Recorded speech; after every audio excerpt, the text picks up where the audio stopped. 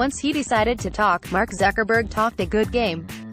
He finally addressed the growing uproar that data of about 50 million users of Facebook, which he founded as a college student, was mined and that users were targeted for specific political propaganda.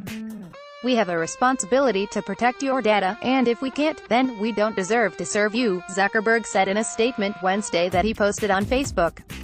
Talk about stating the obvious.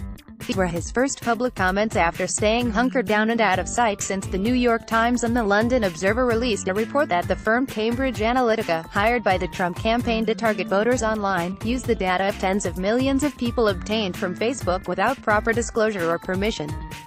Of course, this is not the first time that Facebook has had to confront how the platform was exploited for political purposes. Already, it has had to defend itself for the role it played in Russia's efforts to sway the 2016 presidential election, through the rampant use of misinformation and, yes, fake news, that true believers took as gospel. However, Cambridge Analytica's misbehavior wasn't another stealthy move that caught Facebook off guard. It was the unfortunately logical result of Facebook pretty much giving away users' data over the years with few questions asked. It's the foundation of its business model, of its ability to secure advertising that micro-targets users. Zuckerberg knew the deal, but didn't tell us. In 2014, Cambridge Analytica got $15 million from Robert Mercer, a conservative donor, to target voters.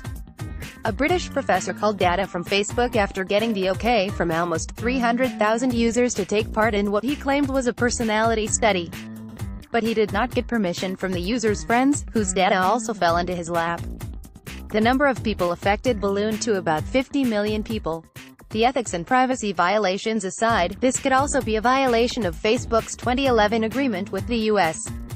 government to contact users when their personal information was used in a way that did not comport with their privacy settings.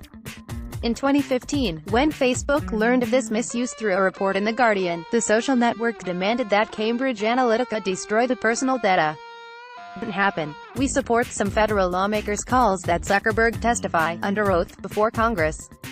The Facebook founder said that it is something he is willing to do, if it's the right thing. Yes, it's the right thing.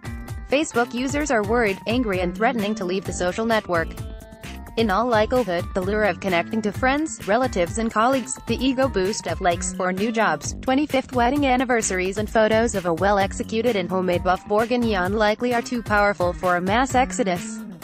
But rather than hoping the unpleasantness all blows over, it's past time for Zuckerberg to come clean in front of Congress and the rest of us.